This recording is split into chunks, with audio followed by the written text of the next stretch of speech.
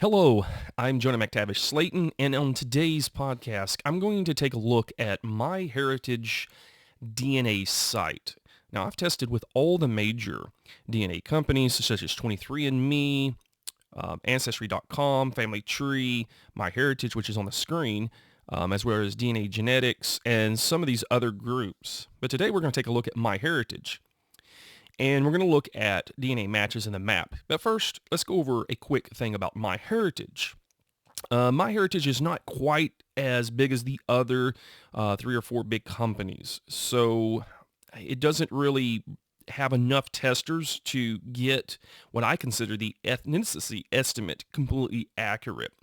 But just to give a look, just a brief overview, it has me at 33% North and Western European. Now, North and Western European is just a broad category for DNA that they haven't been able to pinpoint to any of the locations. They just know that it's in the North and Western Europe. And it's primarily in Northwestern Europe, so it's going to be primarily Denmark, Sweden, or Norway, or it's going to be France, the Netherlands, or it's going to be the British Isles, such as Scotland, England, Wales, or Ireland. So that's all that means. At 33%, it's just a really generic assignment. And so all that DNA, that 33% DNA, would go into their other categories or their genetic groups if people tested in those areas and they can identify it. So it means a lot of people share this, but it's not broken down to an individual country.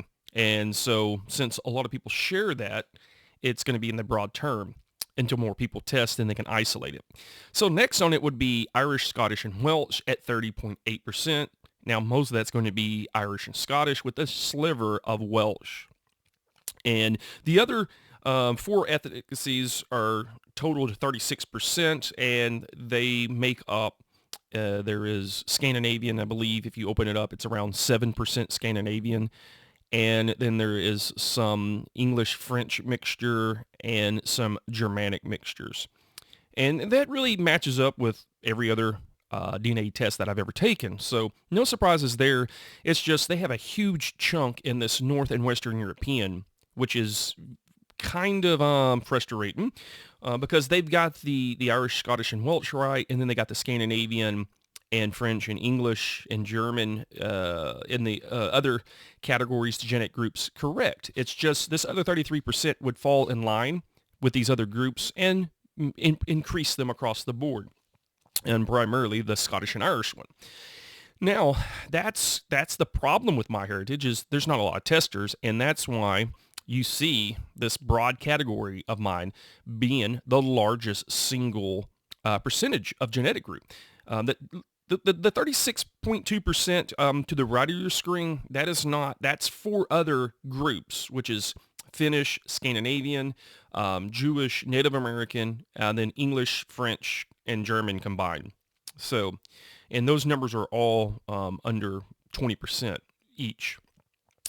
Now, here's the issue with MyHeritage is there's not a lot of people testing, and to do a consideration is I have currently 18,000 matches in MyHeritage, and these are people that share the same DNA as I share. In comparison, if you look at my Ancestry.com, I have almost 99,000 matches. If you look at my 23andMe, I have roughly, I think, maybe 50 or 60,000 matches. So it shows how undersampled MyHeritage is, which is they've got pretty much my autosomal DNA genetic groupings right. It's just they can't fulfill the whole percentages, so they have to throw them in that North and West European. But we're going to get to something that's really cool, and the reason why I wanted to do a podcast on MyHeritage is I love their map and their DNA genetic matches map, which is really, really cool. And we're going to take a look at that. But 18,000 matches, not a large sampling group compared to Ancestry and 23andMe. Now, Family Tree falls under the line with MyHeritage is that they are so undersampled. And the matches there are not quite as low as MyHeritage at 18,000, but still, even on Family Tree, I don't even think it reaches 30,000 matches. And when you do the comparison to Ancestry at 99,000 matches, and you do the comparison with over 60,000 matches at 23andMe, you can see that there is a big span of missing linkage. And, 23andMe is primarily in the United States, while Ancestry is spread around the world, and so is Family Tree to a certain degree, and DNA Genetics to a certain degree. MyHeritage is surprisingly spread around the world, but in low percentages. And now we're going to look at what I find very fascinating about this is the matches and the way they do it. So if you look, if I can get my cursor to work correctly. All right, so if you look at this, I have 11 extended family members. And you can see it right here to the left of your screen where it's lit up, the purple, extended family. So 11 of these. And so these are mostly first and second cousins. So these people would share either the same grandparent as I share or the same great-grandparent. So in relatively speaking terms, they are very close to me. So 11. And I believe like probably 9 out of those 11 people are from here in the United States, and then I've got 2 from abroad. And then we go down to distant relatives, 18,000. And that's a very low sample. But what is cool is they actually give these locations on the map so you can kind of get a good idea of where your matches are from around in the world. You don't get that with 23andMe or Family Tree or Ancestry.com. And that's a shame because you have to actually look at each individual one to kind of see where these people are located if they choose to give their location. And so, fortunately, 18,000 people in MyHeritage did, and it brings us to this really cool map. And if you've got MyHeritage, it's really better to go onto your PC or laptop and log into your account. And this is on the very front page with your DNA results. And, you scroll down, and this is at the very bottom. And this is really cool because it gives you a perspective of your location of your genetic matches. And it gives you the number. If you look in this pull down box or the scroll box, you see the country of origin of these people. And this is not where their family's from. So this is a little bit different than what you would find with like the Y haplogroup reporting on Family Tree, where they're given their last known ancestors' origin or possible origin. This is exactly where these people are located in the world. This is their location. And not all of my DNA matches probably put a location, but at least 18,000 and change have done so. So if you look at this, obviously my top number of matches are in the USA with 10,000, over 10,000. And that's no surprising because, if you look at my great-grandparents that ended up in America, then in the way my family tree works, most of my close relatives are going to be here in the United States now.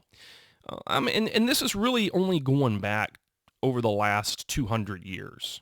So, and it shows how many people left their homelands and came to America or came to other parts of the English-speaking world. And we'll get to that in a minute because that plays a really big role on the migration of people out of the British Isles and Ireland and Germany and Sweden and Denmark. And those are the primary locations where my family would be located before coming to America. And it shows that these people followed wherever Britain colonized. So going back to the scroll box, 10,000. So this is the top number of genetic matches and relatives are found here in the United States. And that should be no surprise. If you're living in Sweden, Sweden should be at the top of the scroll box. If you're living in Australia, if you've been in Australia, say for at least 200 years, the majority of your matches are going to be in that box. Same thing if you live in Ireland and so forth. So the next one is the United Kingdom. And I don't like this one because while up in the DNA genetic groupings where they gave me, assigned me with Scottish and Irish and Welsh, and I don't like that either. I wish they would have separated it. Here, they don't separate people that live in Scotland or Wales or England or people that live in the north of Ireland in what they consider Northern Ireland. They don't do that. So everybody living in so-called Great Britain or the United Kingdom, which would be Wales, Northern Ireland, Scotland, or England, it's all lumped into one group. So that's really hard when you're trying to trace your genetic family. But that's number two, and that's no surprise because probably in this category, the majority of people are going to be living in Scotland that I'm kin to in these matches probably. And I did. You could go through there and look, and I've tracked a lot of these people down from this category because you can actually go into your DNA matches and look at every individual, and a lot of them list their names and even their locations. And overwhelmingly, in this category of the United Kingdom, overwhelmingly, most of these people are from Scotland. And then second, they're mostly from Ulster in Ireland, and they chose to list the United Kingdom as their location. But you got to remember, if they put an address such as Belfast or such as Derry in, it's going to automatically populate them to Northern Ireland, and it's going to automatically show up in this category as the United Kingdom. So kind of disappointed in that because there's a lot of different genetics and culture going on here and family tracing of your tree that shouldn't be lumped into one assignment. But if you do a little research and dig in, you can actually separate these. And the cool thing is that you see this all over the map. And if you look at these countries on the scroll list, you will see that they're listed on the map in dark. So obviously, United States is my number one region, and it's going to be the darkest. Next is going to be this United Kingdom, Northern Ireland, Ulster, Scotland, Wales, England, and then the next locations would be Australia and Canada and New Zealand. And then you move on into, Ireland, France, Germany, and then you would move on to South Africa and then the Scandinavian countries. And when you hit it, it's going to highlight it. And when you hit it over here, it's going to highlight. So that's kind of a cool thing. So I'm gonna hit the next, which is third on the list, is Australia, and you see Australia light up. And that goes to the next thing. When we talk about United Kingdom, we talk about, remember what used to be part of the United Kingdom, and still, even though they're independent countries now, they still are part of the realm of the United Kingdom. And that's going to be the next few countries. So we have Australia, when we leave the United Kingdom with 1,753. And I've personally went in and looked, and the majority of them have been Scotland and the north of Ireland and somewhat Wales and England. But we go to Australia. Now, we know in Australia there has been a lot of immigrants come from the British Isles and Ireland, a ton of them. And when you go in and look at these people from Australia, a good chunk of these people are, yeah, you guessed it, from Scotland and Ireland. And with 472 people I match up with. Next is Canada with 381. And obviously there are a lot of Irish and Scottish Canadians. And once again, if you go and open this up, and you can actually, this is a cool thing, once you go off this map and go into your DNA matches, you can filter out by country. So you're not scanning through everything. So if you really want to try to track down what part of the United Kingdom your matches are in, you can select under the filter United Kingdom, which will give everyone that is your match right there in the United Kingdom. The other cool thing you can do with this tool is, let me see if I can go to my view DNA matches, okay? And we'll get back to the map. But I can go through here. Here they are, 18,040 on the MyHeritage site. So I can go to filters. You can see filters right here where my cursor is. Go to filters, and I can go to location. I can hit location, and bam, I can change. So here we go. We're going to hit United Kingdom, okay? And then you can actually hit relationships. So you can go to extended family or close family or what have you. And so when you go through here, it's really cool because you see, obviously they're all listed from the United Kingdom, but all over. But you can actually list these, sort them by largest segment, shared segments, okay?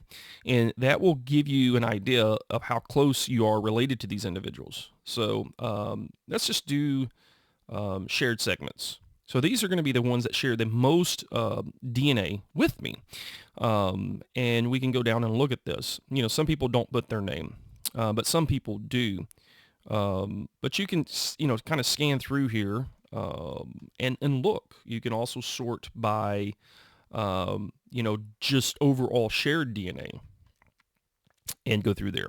And like this individual right here, Lauren Evans, well, she is actually from Wales, and the name Evans is a big name in Wales. Bobby Otterson, this individual is from Yorkshire, the kind of the Northumbria region. And Otterson is, a name that probably, looking at it, was probably a name from, it's a Norse name. You have Christensen, which is also a Norse name. And so you can kind of go through here and look and scan and see perhaps where these people are from. And, you've got tons of names. So right here you have a guy named Tom Scott. And money would be put on it that this Tom Scott is originally from Scotland. And so this guy is probably located, I don't know exactly where this guy is, but he's probably originally from Scotland. Roger McCrory, this guy is actually from, I don't know if there's I've actually reached out to this guy, see if I can open him up. Okay, can't, but anyways, I've contacted this guy, and he's actually from the Northern Ireland, so he's from Ulster. Once again, he's located under the broad term of the United Kingdom. But Roger McCrory is from Ulster, and his family are originally from Scotland, and I think his mother's side is from Ireland. You got this guy, Joanna Flynn, who's actually from the north of Ireland. You got Susan Murphy, who's actually from the north of Ireland. Shane Peterson, who's actually from Scotland. So, like I said, you get the gist on this broad term, and it's the only one on the list of genetic matches that lists locations in the map. It's the only one that has this broad, this broad category, which is kind of frustrating. And like I said, most of these people in the next three lists, Australia, Canada, and New Zealand, a good chunk of these people would be from Scotland, the north of Ireland, or even Ireland itself, and they would go to all these locations. So Canada, 381, and then next is New Zealand at 237. So no surprise that these are the top five, because this is exactly where the heritage is when we look at my DNA. Most of my DNA comes from Scotland, and most of my DNA comes from either Scotland or Ulster in the north of Ireland. And those are the two hot spots for me. So these people in these two areas obviously would migrate all over the world where there was English-speaking people because of, British colonialism. Next on the list is Ireland, and Ireland is at 151. Now that's the largest percent. So we know there's more people in the United States that match me, 10,000, and more people in the United Kingdom at 1,753. But that is a huge number for Ireland to be that high on the list with 151. And the reason being is the population. And when it says Ireland, it's not representing the near 2 million people or however many people that are now in the north of Ireland, Northern Ireland. I'm not sure how many people are technically there. I know it's probably closer to 2 million, and there's probably close to 5 million in the south. So out of 5 million people, 151 that have actually taken this test. And MyHeritage is very, very underrepresented in Ireland and the Scandinavian countries. So it's very underrepresented there. And so I imagine this number probably, if more people tested, so if the same percentage of people that have taken the test in the United States, that same percentage of people took a test in Ireland, that number would probably jump all the way up. I don't think it would be higher than the United Kingdom because it doesn't include the results out of Ulster, but it would probably be higher than Australia. It would probably be definitely over, probably 500. So, but 151 is a pretty powerful number of people matching that are actually living in Ireland today. So Ireland is their homeland, 151. And that's by far the largest percentage, because 151 divided by 5 million or so is a lot higher percentage than 10,000 in the United States divided by 300 million, or 1,700 in all of the United Kingdom divided by, 50 plus million. So that's really high on the list. And once again, that seems to be pretty accurate. I hope more people use MyHeritage because I think it will cause the autosomal results, as far as genetic group classifications to each individual, it will cause that to become more accurate. Going down on the list next is Germany. And once again, that's no surprise because I have German grandparents back. They're pretty far back, but they must have kept, I guess, very proficient in that autosomal line, and a lot of people inherited this similar DNA as my great-great-grandparents that were from this area in Germany and the Netherlands. So 103. Next is France with 101, and I would imagine that these are the same autosomal DNA that had came over into England with William the Conqueror, with the Normans, and then made its way into Scotland and Ireland. This would be this same genetic autosomal DNA that would be found in me that matches these people that are still in France. And on one note, I do have in the distance, and we're talking about way back, and you wouldn't think there would be much autosomal DNA left. I do have some great-grandparents that are directly from France, but we're talking about, 400 years ago, where the chance of having any major autosomal DNA that would match people from France wouldn't be there. So I'm assuming that this DNA that is found in France, this autosomal DNA that matches mine, these individuals probably share the same autosomal genetics as the people from Normandy. So these are probably people that were the ones that stayed behind in Normandy, while the other ones came into England and eventually spread throughout Ireland and Scotland. Next on the list is Norway, and I find this kind of surprising, but look what you see. You have all these people that in the United States that are genetically matched to me, which is very accurate because this is where my grandparents ended up, great-grandparents. And then the United Kingdom, and then you look at the subsidiaries of this, the Commonwealth, Australia, Canada, New Zealand, these Scots and Irish and Welsh that moved around the world, and English. This is so accurate with this autosomal DNA. And then next is Ireland, which is the percentage-wise more powerful than anything else on the list, which is very, very accurate. Germany, I mean, I think if you look at autosomal DNA makeup of the Anglo-Saxons of England that spread throughout England and into the lowland Scotland and over into Ulster during the plantation era, these people would share this same autosomal DNA. And like I said, just like with France, I do have slivers of that from, I think it's my third or fourth great-grandparents that were German. But then you leave this behind. You leave the British Isles, Ireland, and the Germanic and French and Norman influence behind. And then you get to Scandinavia, and that's 3 out of the next 4. So Norway's at 99. And I do have a very, very far distant great-grandparent in Norway. But this autosomal DNA from Norway comes from the Vikings. This is Norse Vikings that would have settled and spread their autosomal DNA in Ireland and Scotland. And that's fascinating to see that number. And one of the reasons why is Ireland and the Scandinavian nations are some of the lowest represented nations on MyHeritage. So they're very, very low. So that number, just like Ireland, could be a lot higher, which means with the family lore and all the family names married into it, that we do know we have Scandinavian heritage way back in. Incredibly, we, or myself, has retained somewhat of the Norse autosomal DNA that was passed down through the Vikings and then the Norse settlers from Scotland and Ireland. So that's fascinating.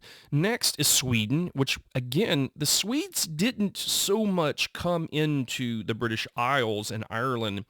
They did. It's a myth that it was just the Norse and the Danes, because there's a lot of areas now that's border these areas in southern, like in Scania and the Gotland.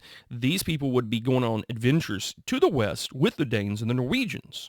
Sure, the Swedes primarily went into the Ukraine and the Baltic states, into Russia, but they also went the other way too.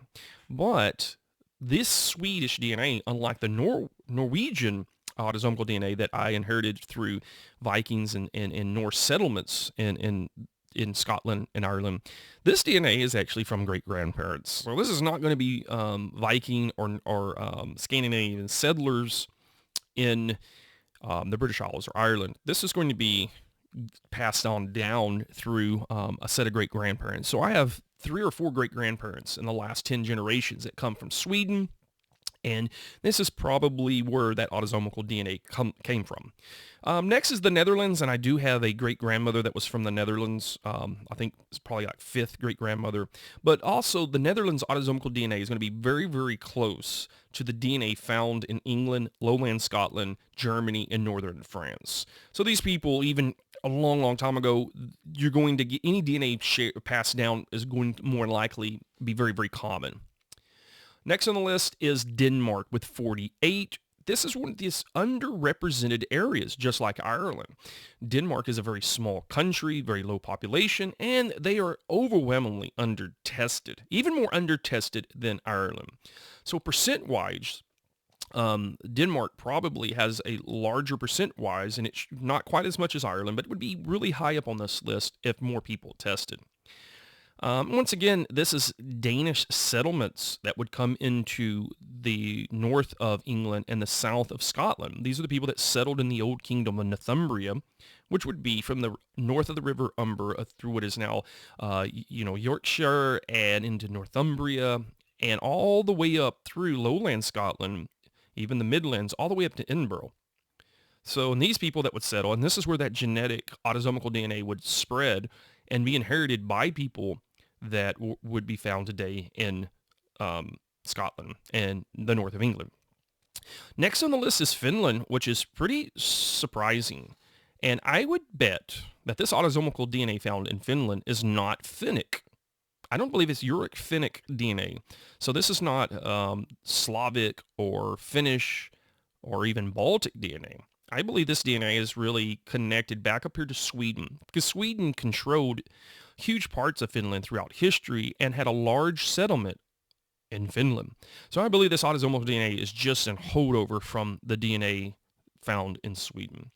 Next is Switzerland, and Switzerland is a mixture of places. It's a mixture of French, it's a mixture of Italian, it's a mixture of German, and it's just this big bowl of different DNA from the surrounding areas, Austria, Germany, Italy, and France.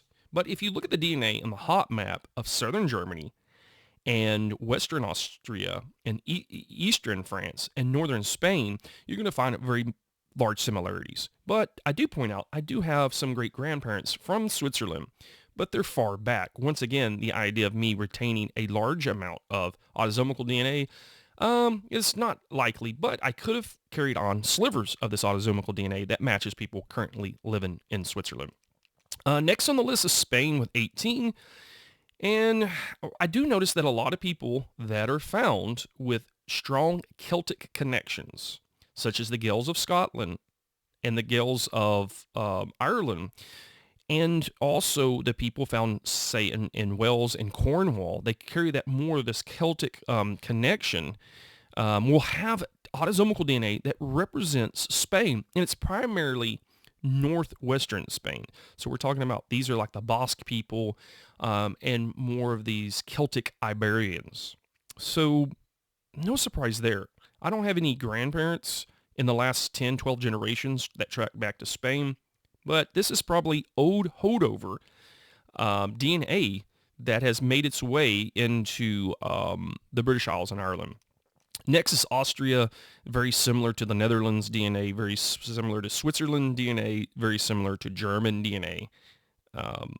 Then you have South Africa. Once again, this is strictly British influence, people from Wales, Scotland, the north of Ireland, and England that would fall into that line. Then it drops way down, and we get to, let's see here, we get to Italy that has 9. And I would presume that this autosomal DNA is from northern Italy, probably the Germanic, Lombard, or the Gothic people. And I don't have anyone close in the last 12 generations that are a grandparent of mine. So this would be very much like Austria, very much like Spain, trickle-down effect.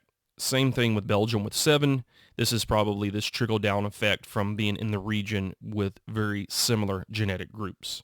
So this is a really cool thing to look at. If you got MyHeritage, go and check this out. You can do this on your smartphone, but you don't get the map. All you get is just the scroll bar, and you can see the countries. But you can still do it on your phone. But I like looking at it in the map because it gives you a perspective of each of these countries. And you can see that if you go down the list, there's people all over the world. You got people in Ukraine, Hungary, Luxembourg, Russia, Iceland, that share my autosomal DNA. Now, majority of these people are going to be fringe people that were part of the same major genetic group that connected, such as the Swedes and the presence in Ukraine and Russia. So we share the same autosomal DNA. Not that I'm Slavic or I have family from Russia or the Ukraine, but it is our ancient ancestors that came over from Sweden, that entered Finland, that entered the Baltic states, that entered Ukraine and Russia. And these Swedish Scandinavians, these Vikings, the Rus or the Hungarians are the ones that brought that autosomal DNA into Russia, the Ukraine, and Finland. And that just means we share these same ancestors that trace back to Sweden. So this map has people all over it, but 99% of the people outside of the United States and outside of Scotland, Ireland, England, and Wales, and Sweden, Switzerland, and Germany, I don't have any grandparents outside of in the last 10 to 12 generations, which means that these are people that migrated from this hotspot. We're talking about Sweden, Denmark, Germany, the Netherlands, France, and, Scotland, Wales, England, and Ireland, both north and south, that would migrate all over the world and primarily to the English-speaking parts. So really cool. It's really worth checking out, especially if you're trying to trace down your family ancestry or heritage. But, as I mentioned at the start of this, only 18,000, and that's the big drawback. So your numbers are going to be a little skewed and your percentages are going to be a little skewed. I really wish 23andMe and Ancestry.com would do this because they have a lot more participants. A lot more people have taken those two tests. Ancestry is by far the largest, and it's kind of represented around the world, even though, once again, most of these companies are going to be heavily skewed to the U.S. But more and more people are taking Ancestry in Europe, which was nice, and even 23andMe. But those are probably the two biggest, really, really underrepresented with MyHeritage around the world, especially in places in Europe that would need to be more to really show your ancestry and heritage and be able to track it down. But as all these other countries are forthright, just remember places like Denmark and Ireland are really, really underrepresented, and the United Kingdom isn't broken up by their countries located within the Commonwealth, such as Northern Ireland, Scotland, Wales, and England. But if you did what I told you, go to your matches and open it up and then filter it out by country. You can kind of see, going by names and locations, you can kind of filter out exactly where that 1,753 of mine that's located in the United Kingdom. I can actually figure out where these people are within the United Kingdom. Are they from Ulster? Are they from Wales? Are they from Scotland? Are they from England? And you can kind of map that out that way. So I hope you enjoyed this. This is a really cool tool that I've used. Even though it's underrepresented in several places, it still kind of gives me an idea of my own family tree, because these people, DNA doesn't lie.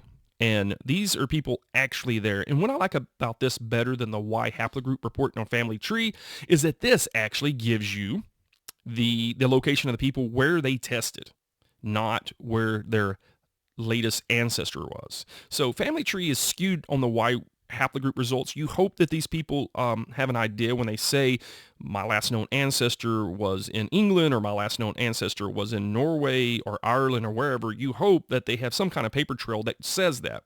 And if they do have evidence of that, such as their last name's Murphy, and they carry the Irish Gaelic haplogroup R1b M269 broke down to the L22 or whatever it is, then yeah, their origin is Ireland, no doubt about it. Or if they're from Scandinavia and they say they're from, Norway and they're R1, or IM253, the Nordic haplogroup, and you look down and they do have that North Germanic haplogroup designation, then yeah, they are from Norway. So not to say that family tree isn't totally inaccurate, but they're not as accurate as this map with autosomal DNA because this tells you where you're at. And I know autosomal DNA changes by company, but it really doesn't. You look at their algorithm, it's just that more and more people that test that can be identified to a region in connection to where the Human Genome Project states certain autosomal DNA belongs, then it's the best educated guess.